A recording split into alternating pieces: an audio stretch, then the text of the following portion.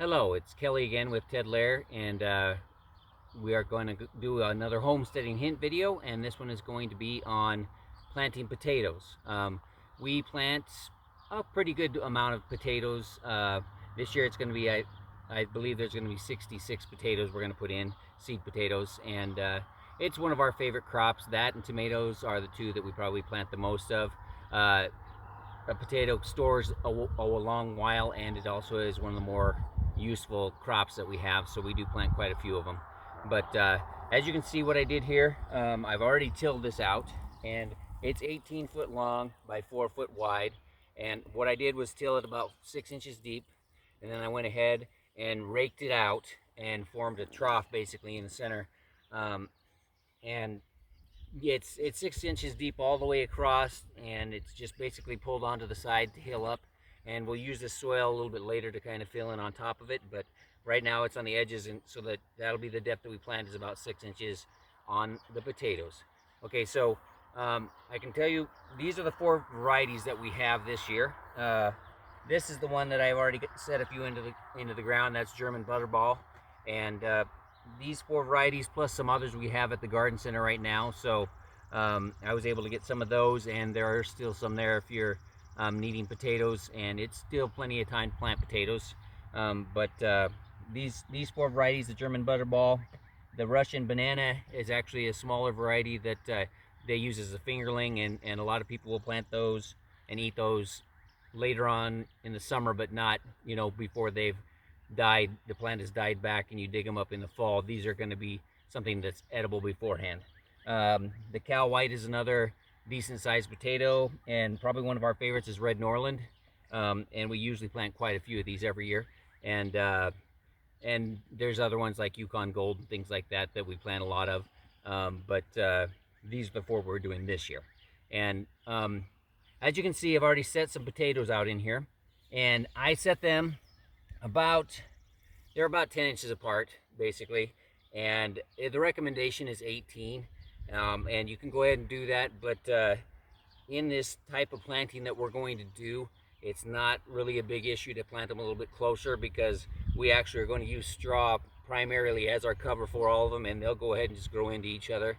And I'll explain that a little bit later on, but it is not a big deal to plant them a little bit closer together in this situation, and so we're going to go ahead and do that. But otherwise 18 inches is a decent one, and a lot of people will run just a trough that's a narrow trough, and they'll plant them 18 inches apart as they go in rows like that. This is more of a big basin, I guess you'd say, and that's how we're going to do ours, and that's how we did it last year. And so what we do, as you can see, we put these potatoes about 10 inches apart, and I'll have them on 12-inch row centers basically as well. So they'll be 10 inches apart that way, and 12 inches on rows. And we'll do the whole thing that way. This is one of the seed potatoes, and this is from the German Butterball. And as you can see, it already is starting to grow some little stems on it. And where they're coming out is called the eye of the potato, and there are usually several eyes on the potato where they come out. And a lot of the bigger seed potatoes that you can get, a lot of people will cut those in half, and you could even do that on this one if you wanted to. We have enough seed potatoes, we don't have to necessarily cut them in half, but you can cut them in half, and you could use this one as one and this one as another planting, so you can extend the use of them a little bit more, especially on the bigger ones, because the potato itself, the little seed potato, is kind of the nutrient giver for the potato plant until it gets some roots established and set into the ground. So a lot of people will do it that way, and there's several eyes on almost all of these, so if you want to do it that way, you can actually plant and extend your planting a little bit more. Okay, so what we've got here is some straw that we actually have for this purpose, and we go ahead and we take the straw and you get it fluffed all up, and you cover your potatoes. I usually go about 4 inches worth of straw over the potatoes, and with that, I mean, be sure and kind of break it apart and fluff it up, because we want the potatoes to be able to push through fairly easily. So we don't want to have it mash down and intertwine too much, because that can slow your potatoes coming up a little bit. And so we'll do that until I get 3 or 4 inches, which we're pretty close on this. Then I go ahead and I'll take a little bit of the soil and go over top of it, and I'll do that a little bit later on, but I'll take just a little bit of Lare and kind of feather it over top of, and that's to keep it from actually blowing away until it settles in, just a little bit of soil.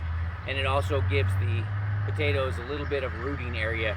And what those potatoes will do is they'll reach down in and root, but everything that they grow from and every potato that comes off of that comes from above your original potato, your seed potato. So as it grows up, it can go out and it will form other potatoes from it. It's never going to go down and form a potato below it. So everything will be above it. So what I do is the 3 or 4 inches down, a little bit of soil. I'll watch for them. It'll probably be a couple of weeks before they actually come up through.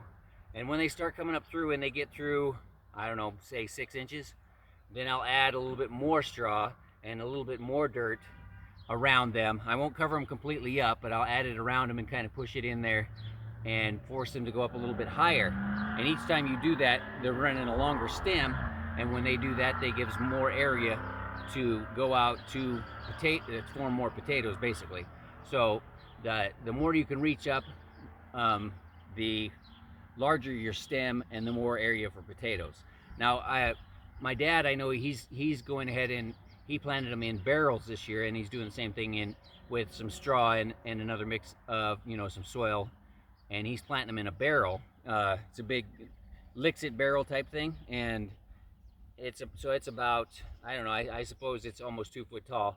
So he's planting those in the bottom, and he'll just dump them over to get the potato out, which will really work real slick on that. And he's hoping to not have to dig anymore. And really, that's kind of what this is.